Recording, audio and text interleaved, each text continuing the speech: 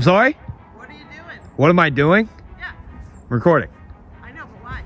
Well, that would have been a better question in the beginning. Why are you recording? I'm out here stress testing the First Amendment right to record in public today.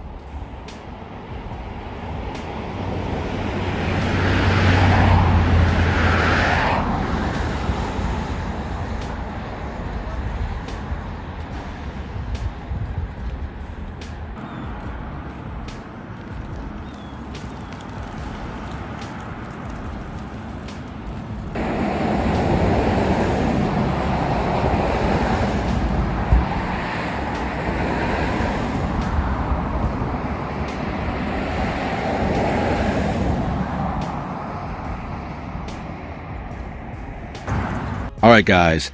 Today's audit takes us to Sutton, Massachusetts, where a routine First Amendment test begins outside a local church. The objective is straightforward. Document activity from a public area and observe how both private citizens and public officials respond to someone lawfully recording. It doesn't take long before curiosity replaces indifference, as church members quickly approach with questions about the camera.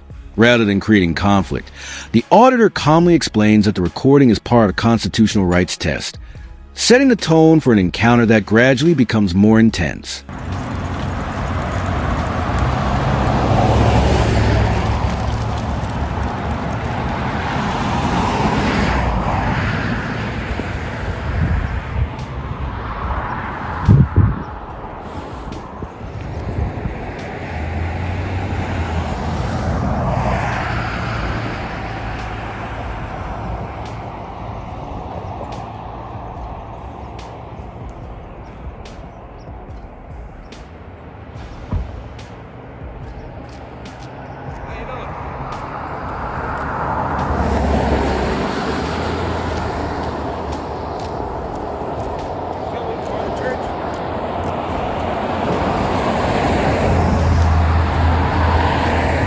I'm sorry, I couldn't really hear you with the traffic. What are you filming for?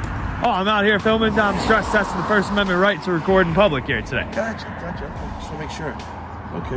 You get people's rights to be on camera. Is that going to be video on any kind of YouTube or anything? Oh, I'm not sure yet. Oh, okay. I don't know. Did you ask people's rights to be on camera? Did I ask people's rights You to have be First on camera? Amendment right to be on camera, but if you publish it, don't you have to get people's rights to be in the video? No. You don't? No.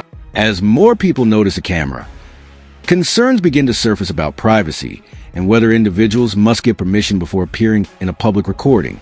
The discussion remains civil, but highlights a common misunderstanding surrounding the First Amendment and photography in public spaces. One church member worries that the footage could eventually appear online or even be used with harmful intentions. While the concern is understandable, the auditor continues emphasizing that simply recording from a lawful public location is protected activity and does not require consent from people who are visible in public. So you're just filming this church? Yes, sir. Okay. All right. We have to worry about that because sometimes people film and then they want to attack the church or do something later, you know. And we're worried about that, quite frankly. Really? Yeah. So, does that happen often? Well, has churches ever been shot up? Well, no, I'm just asking. Yeah, it happens. It happens, right? So you're telling me that the most logical thing before that happens is somebody's coming out, filming very outright on a public sidewalk? Yeah, we very well be, yeah. Just want to make sure, yeah. All right. Well, I'm sorry that your mind works like that, man. I'm sorry the world has turned your mind into that. Well, you know, I'm in law enforcement, so... Oh. So, you know... Well, do you understand the Constitution? Sure, I totally understand. Do you support the Constitution? Absolutely. Sweet. Awesome. Yeah, absolutely. All day. All right. All day. So you should know then in public, I have the right to do exactly what I'm doing. You absolutely do. But you're creepy for doing it. I'm creepy for doing it. Absolutely. All right, well, you're creepy for coming up to strangers. Didn't your mom ever teach you that? Don't talk to strangers? Nah, you're just trying to rile me up now. Oh, no, I'm just asking you. Didn't you? Than you. Didn't your mom ever teach you not to stand in front of a church and record? No, she didn't. Well, it's very, very strange. All right, well, have a good one, Mr. X Piggy.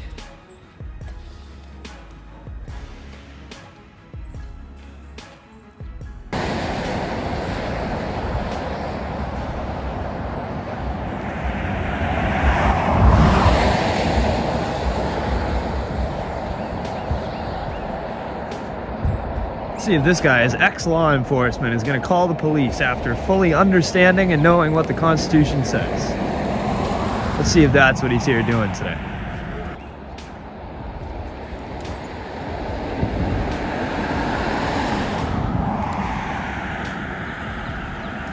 These guys must have taken upon themselves to become the greeters this morning now.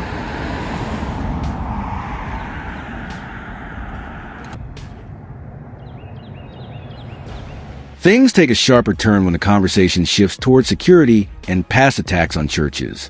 A former law enforcement officer explains that incidents of violence have made people naturally suspicious of anyone filming religious property. The auditor challenges that assumption, pointing out that openly recording from a public sidewalk is hardly the behavior of someone attempting to hide criminal intentions.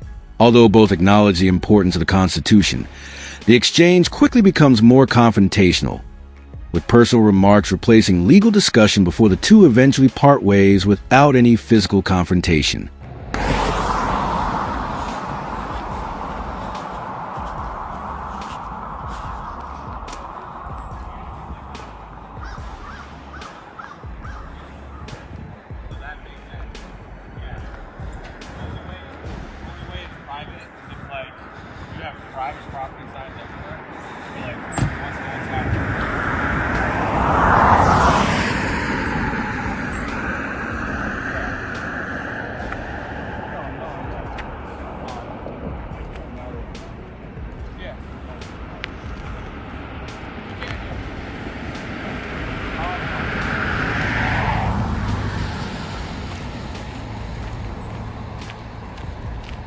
Hey, God bless, man. How are you? Not too bad. How's it going? Can I get your name and badge number? Luriano, S38. Cool, sweet. How's it going? How can I help you today? Are you just recording First Amendment? Just recording, man. All right. Yeah, they called because they were concerned Oh, of interesting. why. Yeah, the You were same just First recording. Amendment that protects the church. Well, I explained that to them where But you If the seem like a public- pretty educated guy. if the public has the right of access to it, then it's not private. He was saying that's just a sidewalk, but Right. if you really wanted to, you can go in there and record them, but Well, I mean, it's a private business. It's But- owned by somebody. the public has the right of access to it, so it's considered public. So you're telling me that I could go into a Walmart and start recording? Correct. Yes? It's a public place. So you're telling me they can't trespass me because they're... Not long afterward, a police officer arrives in response to the church's concerns. All right, guys, this is often the moment where these audits either escalate dramatically or end with mutual understanding. The officer approaches professionally, asking basic questions about the recording while explaining why he was dispatched. Initially, the interaction remains respectful, but the conversation soon shifts toward the difference between public access and private property. As legal interpretations begin to differ, the auditor starts challenging the officer's understanding of trespassing laws and constitutional protections. Open to the public. They could probably trespass you if you're like causing a disturbance and stuff. Man, you need to sharpen up your skills there, brother. You need to sharpen up your skills there, brother. Why is that? Well, because this is a private business, so is Walmart. If they want me trespassed, it doesn't matter if I'm wearing a red shirt and their colors are blue. They can kick me out for it. That's Okay. why I stay on the public access way, man. Okay. So you need to sharpen up. Okay. What you said your badge number was what? Sorry. S38. S38. Sweet. Luriano. Sweet. Thanks. Good. All good, man. Have a good day. You too.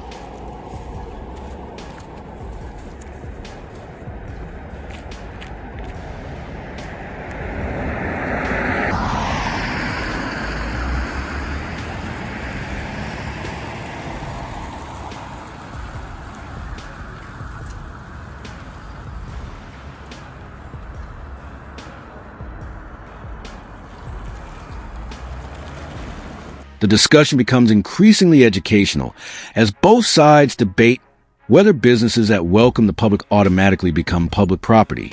The officer suggests that locations like retail stores allow recording because they are open to everyone, while the auditor firmly disagrees, explaining that privately owned businesses still maintain the legal authority to remove individuals from their property. Although the disagreement exposes confusion over property rights, the conversation remains controlled, and the auditor uses the opportunity to explain why he intentionally stays on publicly accessible sidewalks to avoid trespassing issues altogether.